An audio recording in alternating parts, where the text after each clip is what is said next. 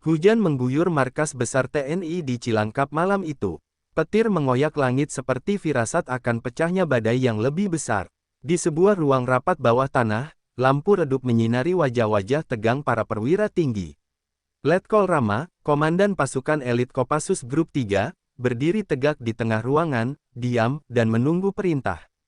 Di hadapannya duduk Panglima TNI, Jenderal Madya Wiratma. Usianya sudah senja, tapi sorot matanya tetap tajam seperti mata elang. Ia meletakkan berkas tebal berstempel, rahasia negara, di meja logam, lalu menatap Rama lama, seolah menimbang apakah misi ini pantas diberikan bahkan kepada pasukan sekelas Kopassus. Letkol Rama, suara Panglima terdengar berat, nyaris bergema di ruangan kedap suara itu. Negara sedang menghadapi ancaman dari dalam. Dan kali ini, kita tidak bisa menyelesaikannya lewat jalur hukum. Rama diam, menunggu penjelasan. Pengalamannya di berbagai misi, dari Timor sampai Papua, membuatnya tahu bahwa ketika Panglima berbicara dengan nada seperti itu, artinya misi ini bukan sekadar operasi biasa. Ini akan menjadi perang di luar bayang-bayang hukum dan diplomasi. GRIB Jaya, lanjut Panglima, sebuah organisasi massa yang selama ini hanya kita pantau dari jauh, ternyata menyembunyikan wajah gelap yang jauh lebih mengerikan. Ia melemparkan beberapa foto di atas meja, gambar senjata, tumpukan uang, serta wajah-wajah yang sudah masuk daftar hitam Badan Intelijen Negara. Mereka telah menyusup ke tubuh birokrasi, menyuap aparat, bahkan membunuh 2 agen kita minggu lalu di Karawang. Dan parahnya lagi, kita mencium aroma keterlibatan kekuatan asing, tambahnya. Letkol Rama menyentuh foto itu perlahan. Salah satu wajah di situ ia kenal, Pratu Lazuardi, seorang agen muda yang dilatih langsung oleh Kopassus dan dikabarkan hilang dalam operasi pengintaian. Wajahnya kini tinggal arsip, dingin dan diam. Misi ini tidak akan tercatat dalam logistik, tidak ada dukungan resmi, dan kalau kau gagal, negara akan menyangkal keterlibatanmu, tegas Panglima. Kami hanya memberi satu hal, izin membunuh. Sunyi menguasai ruangan beberapa detik. Petir kembali menyambar, menerangi ekspresi serius di wajah Rama. Ia menatap Panglima tanpa gentar. Berapa orang dalam tim? Tanyanya datar. 5. Pilih sendiri. Hanya orang yang kau percayai mati-matian, jawab Panglima. Dan kau punya waktu 72 jam. Setelah itu, GRIB akan menggelar pertemuan rahasia dengan milisi asing. Jika itu terjadi, kita akan kehilangan kendali sepenuhnya. Rama mengangguk pelan. Kami akan menyelesaikan ini sebelum matahari ketiga terbit. Ia memberi hormat, lalu berbalik, meninggalkan ruang rapat. Langkahnya mantap, tak ragu, seperti seseorang yang tahu bahwa ia sedang berjalan menuju kegelapan, namun tak gentar menantangnya. Di lorong yang sepi, hanya suara sepatunya yang menggema. Di dalam hatinya, ia tahu misi ini bukan sekadar penghancuran markas musuh. Ini adalah penyelaman ke dasar busuk kekuasaan yang telah lama dibiarkan tumbuh. Dan untuk itu, darah pasti akan tertumpah. Begitu mencapai kendaraannya, ia membuka ponselnya dan mulai mengetik satu pesan ke 5 orang, kumpul jam 3. Markas lama, misi non-resmi, target, GRIB Jaya. Siapkan nyali. Malam semakin larut, tapi perang sudah dimulai. Bukan di medan pertempuran terbuka, tapi di bayang-bayang negeri yang tampak damai di permukaan. Dan di sana, 5 bayangan merah mulai bergerak dalam senyap. Jam menunjukkan pukul 3.17 pagi ketika 5 bayangan berkumpul di markas lama, bangunan tua bekas gudang pelatihan militer yang sudah tidak digunakan sejak 2012. Udara dingin dan lembab, aroma besi tua dan peluru kosong masih terasa di dinding-dindingnya. Mereka datang tanpa suara, tanpa tanya. Karena bagi mereka, saat Letkol Rama memanggil dengan kode hitam, itu artinya negara dalam bahaya, dan mereka wajib menjawab, bahkan jika nyawa taruhannya. Di dalam ruang briefing, Rama berdiri di depan papan strategi. Ia menatap kelima pasukannya satu persatu, Sertu Fajar, si penembak jitu dingin tak berperasaan, Serkadoni, ahli komunikasi dan Sandi, Pratu Nina, satu-satunya wanita dalam tim, spesialis infiltrasi dan racun, Sertu Adnan, mantan intel lapangan dengan jaringan luas, dan terakhir, Pelda Galang, tangan kanan Rama dalam banyak operasi hitam. GRIB Jaya bukan ormas biasa, bukan Rama. Mereka punya 3 front, milisi bersenjata, jaringan logistik, dan satuan informasi. Intelijen menyebut mereka kini lebih kuat dari sebagian satuan TNI biasa. Sertu Adnan meletakkan peta di atas meja. Lokasi utama mereka berada di kawasan industri Bekasi, pabrik tekstil tua. Tapi berdasarkan sinyal satelit, di bawahnya ada struktur lain, mirip bunker. Mereka sembunyikan kegiatan utama di sana. Dan lebih parah lagi, tambah Serkadoni, menyalakan laptop dan menampilkan tangkapan layar intersepsi sinyal. Mereka sedang menjadwalkan pengiriman senjata dari luar negeri. Senjata berat, mortir, senapan otomatis, bahkan rudal MANPADS. Siapa penyokongnya? Tanya Rama. Belum jelas, tapi ada komunikasi dalam bahasa Rusia dan Arab. Sepertinya mereka menjalin kontak dengan dua kelompok ekstremis internasional. Suasana menegang. Jika GRIB Jaya sudah menjalin jaringan dengan kekuatan asing, maka mereka bukan lagi sekadar ancaman dalam negeri, mereka adalah duri yang bisa melumpuhkan stabilitas nasional. Ratu Nina berdiri dari duduknya. Aku bisa menyusup ke dalam. Ada kontak lamaku yang pernah bekerja sebagai admin gudang logistik mereka. Dia bisa kasih akses, kalau masih hidup. Mata Nina bersinar dingin. Ia bukan hanya prajurit. Ia adalah bayangan yang bisa menyelinap masuk ke sarang iblis dan keluar dengan darah di tangannya, tanpa pernah meninggalkan jejak. Rama mengangguk. Kita akan kirim Nina sebagai mata pertama. Adnan akan koordinasi data lapangan. Doni jaga komunikasi tetap steril. Fajar siapkan posisi sniper di radius 1 km dari lokasi utama. Galang bersamaku. Kita bergerak dalam 2 hari. Sebelum mereka bubar, Rama mengambil sebuah foto dari saku bajunya. Wajah Pratu Lazuardi, sang agen muda yang ditemukan tewas dengan tubuh penuh luka bakar. Ia menaruh foto itu di tengah meja. Ini bukan hanya misi, ini balas dendam untuk mereka yang telah kita latih dan mati karena kita lengah. Tak ada yang bicara, tapi mata mereka menyala. Api kemarahan kini menyatu dengan kehormatan. Malam itu, tim bubar dan menyelinap kembali ke bayangan kota. Langkah mereka senyap, tapi tujuan mereka membakar. Di luar, Jakarta tetap benderang, sibuk dengan hiruk-pikuk kehidupan. Tapi tak seorang pun tahu bahwa di balik gedung-gedung itu, satu pasukan merah tengah mengincar bayangan hitam yang selama ini tak tersentuh hukum. Dan di pabrik tekstil tua itu, kamera-kamera tersembunyi mulai menangkap sesuatu. Di layar markas GRIB Jaya, seseorang melihat siluet Nina dari kejauhan. Ia tersenyum kecil, lalu berkata ke radio, burung merah mulai bergerak. Kita sambut dengan api. Udara malam terasa lebih berat di kawasan industri Bekasi. Di kejauhan, lampu temaram dari pabrik tekstil tua menyala redup, seperti mata yang mengintai dalam gelap. Ratu Nina, mengenakan jaket pekerja gudang dan identitas palsu, menyusup melalui pintu belakang menggunakan kartu akses dari informannya. Langkahnya cepat, tepat, dan senyap. Di pusat komando sementara yang tersembunyi dalam mobil van tua beberapa blok dari lokasi, Serkadoni mengawasi sinyal komunikasi Nina lewat sistem frekuensi militer yang telah dienkripsi ganda. Di sampingnya, Letkol Rama berdiri tegang, mata tak pernah lepas dari monitor. Burung hitam telah masuk. Kandang. Visual stabil, lapor Doni. Namun sejak Nina melangkah lebih dalam ke area bunker bawah tanah, sinyal mulai terganggu.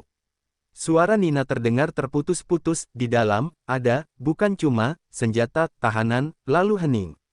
Rama langsung meraih headset. Nina, ulangi. Kamu bilang apa soal tahanan? Tidak ada jawaban. 1 menit, 2 menit, sunyi. Tiba-tiba, layar monitor menampilkan data anomali. Doni memaki pelan. Sinyal kita disadap, tapi bukan dari luar, dari dalam sistem kita sendiri. Jari-jarinya menari di atas keyboard, mencoba melacak sumber kebocoran.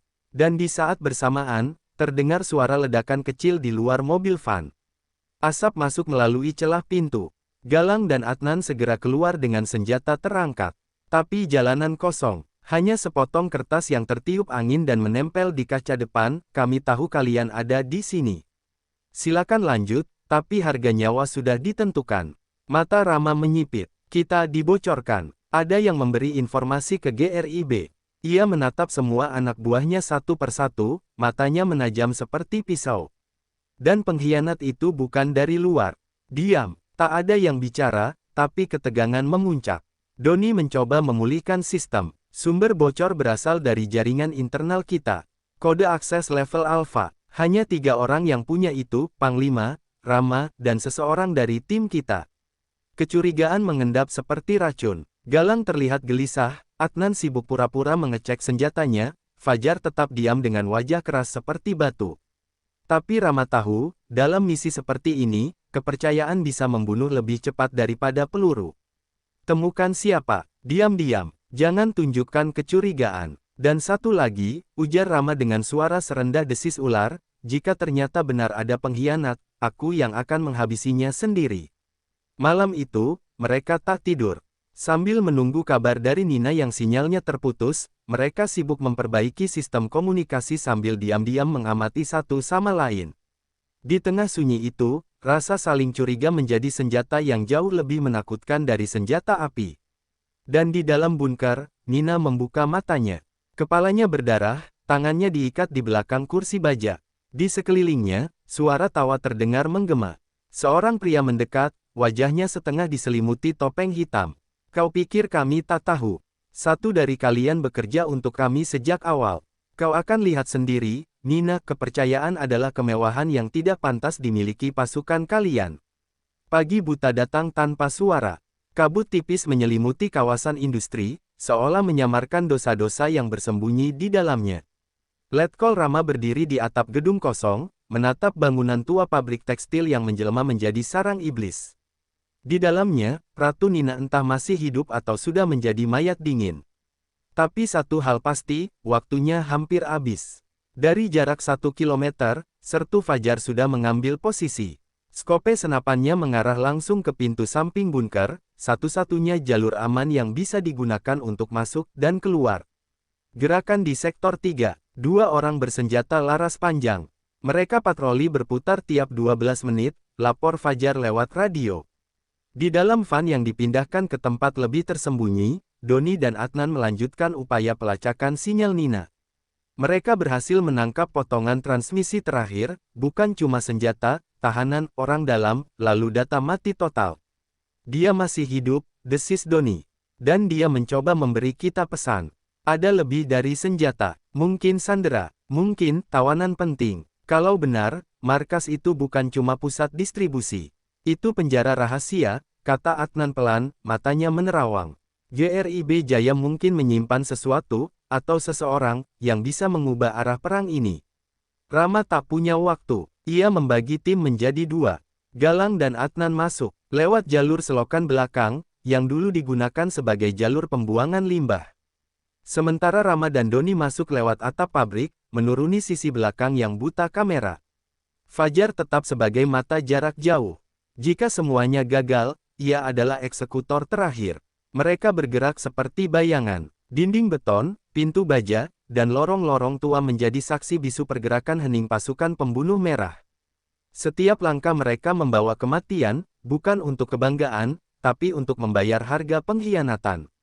Di dalam bunker, Nina mencoba membuka ikatan dengan kawat tipis yang ia sembunyikan di dalam sabuk. Keringat dingin membasahi wajahnya. Ia tahu, begitu mereka tahu dia tak menyerah, penyiksaan akan dimulai.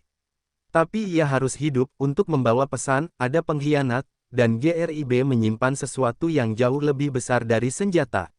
Rama dan Doni akhirnya menembus ventilasi besar di lantai 2. Mereka melihat dari kejauhan, ruangan besar berisi peti kayu penuh senjata, drone bersenjata, dan, yang membuat Rama mengerutkan kening, beberapa pria berjas rapi dengan logat asing sedang berbicara lewat penerjemah. Transaksi internasional tengah berlangsung. Sial, gumam Rama. Ini bukan lagi operasi ormas. Ini sudah masuk ranah perang rahasia global. Sementara itu, Galang dan Adnan menyusup ke ruang bawah tanah dan menemukan kamar tahanan. Di sana, tubuh Nina terlihat lemas, tapi matanya masih menyala. Galang menghampiri, melepaskan ikatan, dan berkata pelan, kami datang tepat waktu. Namun sebelum mereka bisa bergerak keluar, sirene mendadak meraung. Alarm dibunyikan. Teriakan perintah dan langkah kaki bersenjata mulai berdentam mendekat. Mereka sudah ketahuan. Rama, kita terbongkar. Siapkan evakuasi. Teriak Adnan lewat radio. Dari posisinya di atap, Rama memandang ke bawah. Semua tim, aktifkan protokol serbu hitam. Hancurkan semua. Jika kita tak bisa ambil bukti, kita bakar sarangnya. Hari ini, markas api harus jatuh. Dan begitu ia berkata demikian, Galang melemparkan granat ke ruang senjata. Api menyembur, ledakan mengguncang dinding, neraka pun dimulai. Asap tebal mengepul dari ruang senjata bawah tanah. Ledakan yang diledakkan Galang memecahkan keheningan menjadi jerit logam dan bara. Alarm terus meraung, cahaya merah berkedip-kedip di sepanjang lorong bunker, membuat segalanya terlihat seperti mimpi buruk dalam darah dan api. Letkol Rama dan Doni bergerak cepat menuruni tangga darurat, menerobos kepanikan yang kini menyelimuti markas GRIB. Para anggota ormas bersenjata panik, sebagian mencoba menyelamatkan barang, sebagian mencari musuh. Tapi pasukan Kopassus bukan bayangan biasa, mereka adalah hantu yang muncul untuk membunuh, lalu menghilang. Di dalam ruang tahanan, Galang menembak gembok besi. Nina, meskipun masih lemas, memaksa dirinya berdiri. Adnan membantu menopangnya. Masih kuat jalan? Tanya Adnan cepat. Nina hanya mengangguk sekali, matanya fokus seperti pisau. Tapi belum sempat mereka melangkah keluar, suara langkah kaki menghentikan mereka. 6 orang bersenjata lengkap menghadang di ujung lorong, salah satunya membawa peluncur granat. Hentikan mereka, teriak salah satu dari mereka. Galang langsung melemparkan smoke bomb, menciptakan kabut abu-abu yang menelan lorong. Dalam kekacauan itu, peluru bersiul ke segala arah. Pelda Galang maju paling depan, menembak 2 musuh dengan tembakan cepat ke dada dan kepala. Adnan menahan sisi kiri, menjaga Nina tetap di tengah. Sementara itu, Fajar dari posisi sniper melihat kilatan senjata otomatis di salah satu menara penjaga. Dengan satu tembakan presisi, ia menumbangkan penembak dari jarak lebih dari 900 meter. Satu sektor aman, tapi mereka mulai sadar kita terorganisir, lapornya ke Rama. Doni berhasil masuk ke ruang server pusat. Di sana, ia memasang virus penghapus jejak dan mengunduh sebagian data transaksi yang berhasil disalin. Kita bisa buktikan hubungan GRIB dengan aktor asing, katanya lewat radio. Tapi aku butuh 2 menit lagi. Kau cuma punya 1, jawab Rama cepat. Bakar sisanya. Ledakan kedua mengguncang fondasi bunker. Api mulai merambat ke saluran bahan bakar yang dipakai untuk generator listrik bawah tanah. Suasana menjadi neraka sungguhan. Suhu meningkat, oksigen menipis, dan struktur bangunan mulai retak. Di tengah kabut panas dan bau besi terbakar, tim Kopassus berhasil bersatu di titik evakuasi, lorong tua yang tersambung ke saluran pembuangan utama. Nina hampir pingsan, Doni tersengal, dan Galang mengalami luka tembak di lengan, tapi mereka masih hidup. Saat mereka merangkak keluar ke jalur aman, suara keras dari balik puing terdengar. Seorang pria bertubuh besar dengan senjata berat muncul dari balik asap. Wajahnya tak asing, Rama mengenalnya. Komandan GRIB wilayah Jawa Barat, eks-pasukan khusus yang membelot, Arman Dwipa. Rama, suara pria itu dalam dan penuh dendam. Akhirnya kita bertemu lagi, tapi kali ini, tak ada yang bisa kau selamatkan. Rama menatapnya datar. Ia mengangkat senjata, lalu berkata dingin, aku tak datang untuk menyelamatkan. Aku datang untuk menguburmu di neraka yang kau bangun sendiri. Tembakan saling bersahutan di tengah puing dan api. 2 mantan prajurit terbaik kini berdiri di sisi berlawanan dari garis api. Dan hanya satu yang akan keluar hidup-hidup. Puing-puing beton berjatuhan. Asap tebal bercampur dengan aroma mesiu dan besi panas memenuhi lorong sempit itu. Letkol Rama dan Arman Dwipa berdiri berhadapan, hanya berjarak 10 langkah, dikelilingi api dan kehancuran yang mereka ciptakan. Tidak ada perintah, tidak ada strategi. Hanya dendam masa lalu yang kini menuntut darah.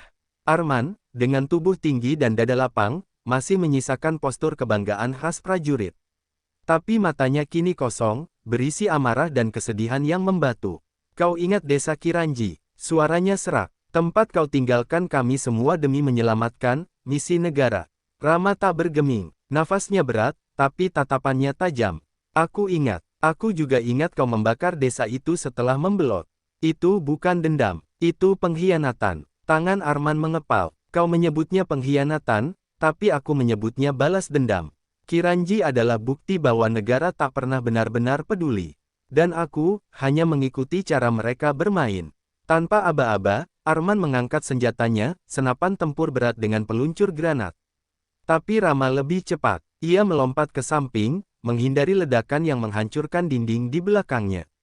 Suara ledakan memekakkan telinga. Lorong berguncang. Pertarungan berlanjut dalam jarak dekat.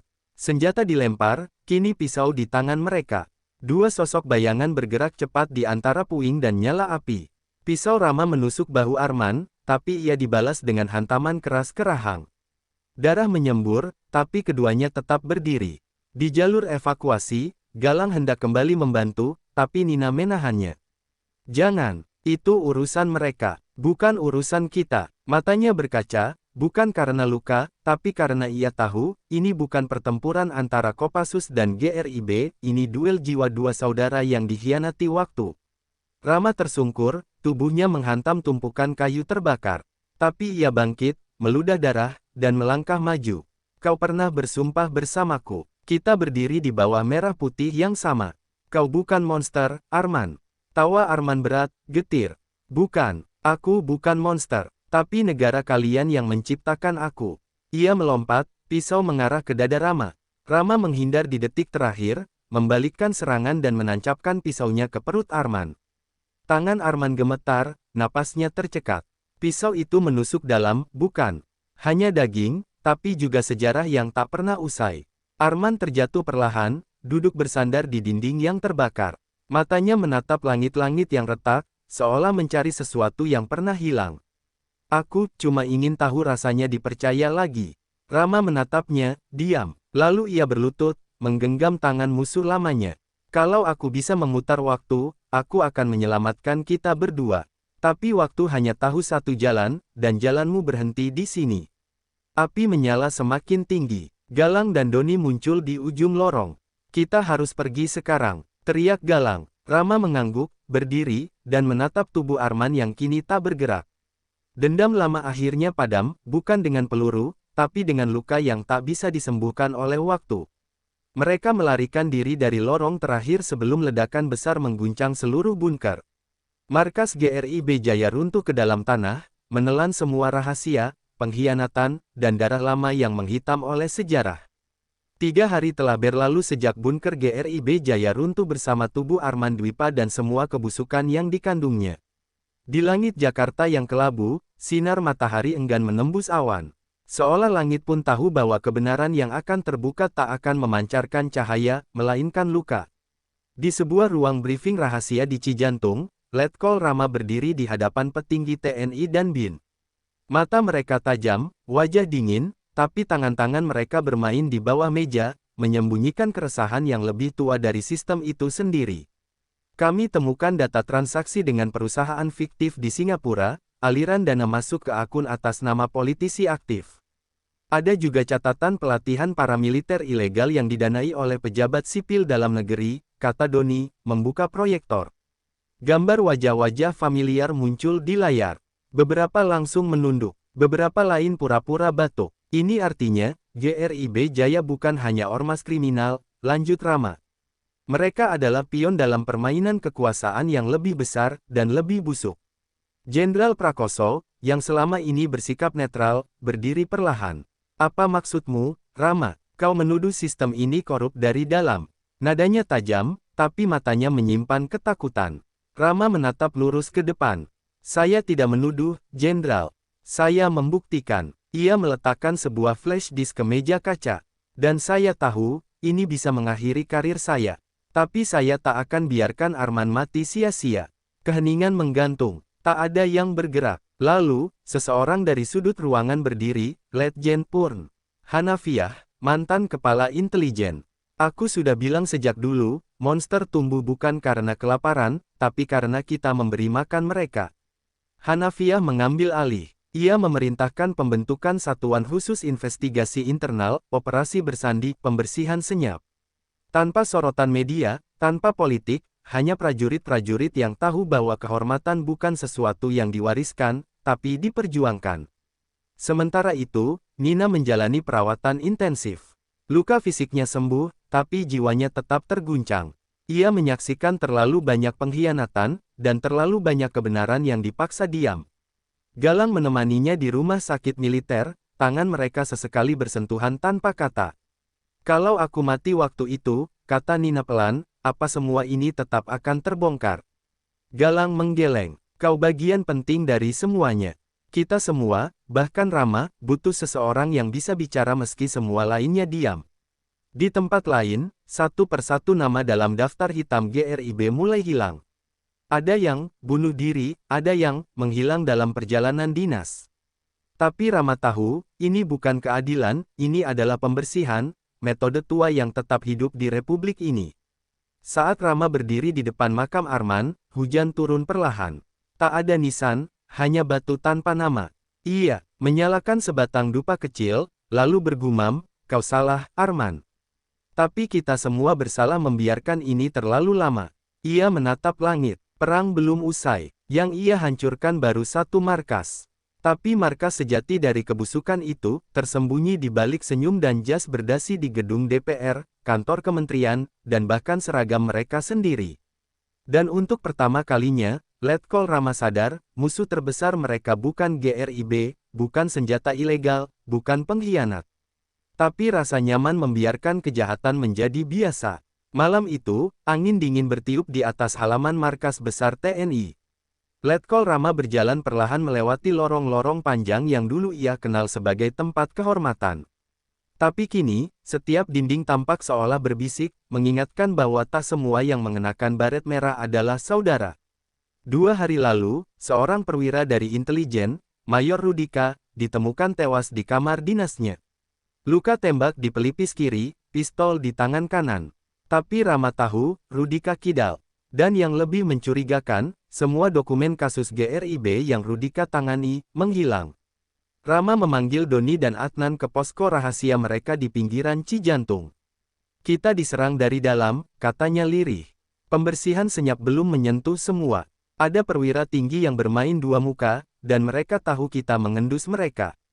Doni menunjukkan peta digital, dengan jaringan komunikasi internal tentara. "Kami temukan transmisi terenkripsi yang tak terdaftar lewat saluran resmi.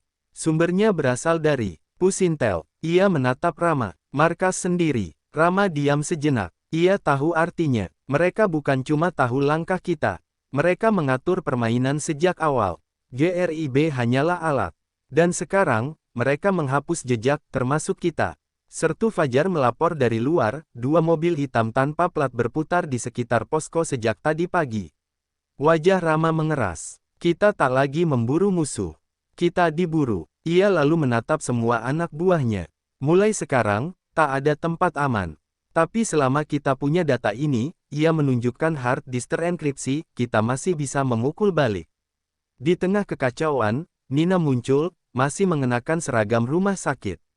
"Aku tidak akan berdiam di ranjang saat kalian diburu seperti binatang," katanya. Galang mencoba mencegahnya, tapi Rama hanya mengangguk. "Baik, kita akan lakukan ini bersama." Malam itu, mereka menjalankan operasi tersembunyi, menyusup ke gedung pusat intelijen menggunakan jalur lama dari ruang arsip bawah tanah. Jalur itu hanya diketahui oleh veteran operasi luar negeri. Rama memimpin langsung, membawa tim kecil, hanya 5 orang. Mereka bukan hanya tentara, mereka adalah penyintas sistem. Di dalam gedung, mereka menemukan ruang server tambahan yang tak terdaftar dalam struktur resmi.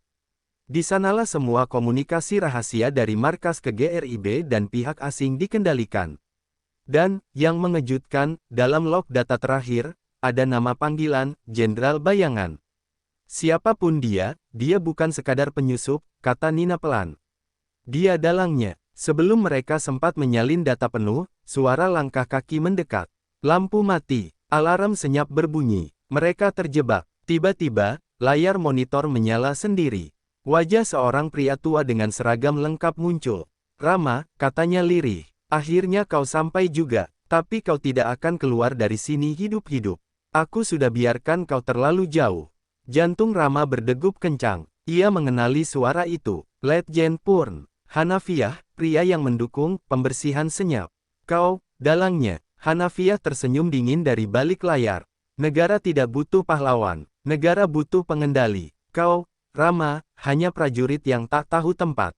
Kini, waktumu habis." Dan saat pintu baja mulai tertutup perlahan, tim Rama sadar, mereka tak hanya melawan sistem. Mereka melawan seorang dewa bayangan yang menciptakan musuh, menciptakan perang, dan mengorbankan ribuan demi kekuasaan abadi. Pintu baja berderit pelan, perlahan menutup, menyekap tim kecil Letkol Rama dalam gelap yang pekat. Alarm tak lagi sekadar suara, itu adalah hitungan mundur, denyut nadi kematian yang semakin cepat. Rama menggenggam senter kecil, menyapu ruangan. Cahaya redupnya menyingkap deretan kabel dan panel kontrol yang dipenuhi lampu merah berkedip. Kita harus hentikan proses ini, atau kita mati di sini, bisiknya. Doni segera menyentuh panel utama, jari-jarinya lincah menggerakkan tombol dan kabel. Sistem keamanan ini seperti labirin elektronik, tapi aku mulai mengerti. Aku bisa memutus jalur kunci. Tiba-tiba, bayangan muncul di sudut ruangan. Seorang pria berpakaian hitam dengan wajah tertutup masker gas berdiri diam, memegang senapan laras panjang. Musuh internal sudah menyiapkan pengawal, bisik Nina, menarik napas dalam. Pertempuran pecah tanpa aba-aba. Peluru menyilang dalam ruangan sempit. Galang menembak dua penyerang, sementara Adnan memukul mundur yang lain dengan tangan kosong. Getaran suara tembakan membuat dinding bergetar.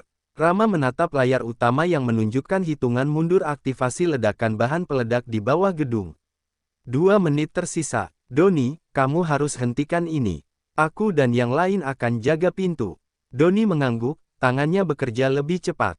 Berkeringat, ia melompat ke sisi lain server, membuka tutup pelindung dan mencabut kabel vital. Lampu merah berubah jadi hijau. Berhasil, tapi kita harus keluar sekarang. Saat mereka berlari ke koridor darurat, suara langkah berat mengejar dari belakang. Mereka tidak akan membiarkan kita pergi begitu saja, gumam Adnan, menengok ke belakang. Di lorong gelap, jalan satu-satunya adalah ke atas tangga sempit yang berderit. Nina hampir terjatuh, tapi Rama menangkapnya tepat waktu. Kuat, Nina, kita sudah dekat. Sementara itu, di ruang kendali pusat, layar monitor menunjukkan wajah Letjen Hanafiah yang kini berubah marah. Kalian pikir ini sudah selesai? Aku masih punya banyak pion di lapangan, katanya dingin. Rama dan tim berhasil keluar gedung saat ledakan kecil mengguncang lantai bawah, namun tidak menghancurkan bangunan. Tapi itu hanya pengalih perhatian. Di luar, pasukan bayaran bersenjata lengkap sudah menunggu, siap mengeksekusi mereka. Pertarungan sengit pecah di halaman parkir. Ledakan granat, tembakan senjata otomatis, dan teriakan membelah malam. Galang terluka terkena pecahan peluru, namun tetap berdiri, menembak balik dengan kecepatan luar biasa. Nina mengambil alih posisi sniper, membantu Rama yang sedang berduel 1 lawan 1 dengan seorang pembunuh bayaran berbadan besar. Keringat dan darah bercampur di wajah mereka. Saat pertarungan mencapai puncak, suara sirene polisi mendekat. Rupanya, Jenderal Prakoso yang tak ingin kebenaran terkubur diam-diam memerintahkan tim SWAT mendatangi lokasi. Rama mengangkat tangan, memberi isyarat mundur. Kita selesai di sini, tapi ini baru permulaan, katanya tegas, menyembunyikan luka di tubuhnya yang mulai parah. Mereka pun menghilang ke kegelapan malam, membawa data penting dan luka yang dalam. Mereka tahu, pertempuran melawan korupsi dan pengkhianatan ini akan terus berlanjut. Tapi kini, mereka memiliki harapan dan bukti. Kota Jakarta masih bergemuruh oleh kabar ledakan dan pertempuran di gedung intelijen semalam. Namun, yang tak banyak tahu adalah bahwa pertempuran sesungguhnya justru terjadi di balik layar, di ruang-ruang rapat tertutup dan meja-meja kayu tua. Letkol Rama duduk di ruang aman yang disiapkan oleh Jenderal Prakoso. Tubuhnya masih menyisakan luka, tapi matanya tetap tajam. Di depannya terhampar data digital yang sudah berhasil diamankan dari pusat intelijen. Hari ini, kita akan menyerahkan semua bukti ke Komisi Pemberantasan Korupsi. Ini saatnya negara tahu siapa musuh sebenarnya, ujar Rama, suara berat tapi penuh tekad. Nina, meski masih lemah, berdiri di samping Rama. Ini bukan hanya tentang kita. Ini tentang masa depan bangsa. Kita harus pastikan keadilan ditegakkan, bukan hanya dijanjikan. Doni membuka berkas-berkas elektronik. Ada cukup bukti yang mengaitkan nama Jenderal Bayangan, politisi korup, hingga pejabat militer yang selama ini bermain di balik layar. Tidak akan mudah, tapi ini kesempatan terakhir. Ketika mereka bersiap mengirimkan data, ponsel Rama bergetar. Pesan singkat muncul, hati-hati, mereka akan mencoba menghentikan kalian sampai titik darah penghabisan. Jenderal Prakoso masuk dengan langkah tegap. Kita sudah mengerahkan pasukan pengamanan ekstra, tapi ini perang psikologis dan politik. Mereka akan mencoba menjatuhkan kalian dengan segala cara. Malam itu, Rama memikirkan pengorbanan Arman dan para anggota tim yang telah gugur. Mereka berjuang agar bangsa ini bebas dari kotoran yang merusak, gumamnya dalam hati. Dalam beberapa jam, media mulai menyiarkan bocoran kasus korupsi terbesar sepanjang sejarah Indonesia. Nama-nama besar berjatuhan, tapi juga muncul ancaman-ancaman misterius untuk membungkam saksi dan penyidik. Rama dan tim harus bergerak cepat. Mereka mengatur konferensi pers di gedung DPR, tempat di mana mereka akan membacakan seluruh bukti dan menuntut tindakan tegas dari pemerintah. Saat lampu sorot menyinari mereka, Rama berdiri di podium, menatap ribuan pasang mata yang haus akan kebenaran. Hari ini, kami hadir bukan hanya sebagai prajurit, tapi sebagai penjaga moral bangsa. Di tengah pidatonya, terdengar suara gaduh dari kerumunan. Seorang pria tua berdiri, mengenakan jas lusuh, dan berkata lantang, jika ini benar, maka saatnya kita bersihkan negara dari para pengkhianat. Seruan itu disambut tepuk tangan riuh, memecah kebekuan selama bertahun-tahun. Tapi di balik sorak-sorai itu, bayangan gelap terus mengintai. Beberapa minggu setelah konferensi, beberapa pelaku utama mulai diproses hukum. Namun, perjuangan belum selesai. Rama tahu bahwa ini baru permulaan dari revolusi moral yang harus terus dipupuk. Di ruang pribadinya, Rama menatap foto Arman yang terpasang di meja kerja. Kau sudah pergi, sahabat. Tapi semangatmu hidup dalam setiap langkah kami. Malam itu, ia kembali ke markas, siap menghadapi babak baru dalam hidup dan perjuangannya. Titik balik ini bukan akhir, melainkan awal dari perubahan yang selama ini dinanti bangsa.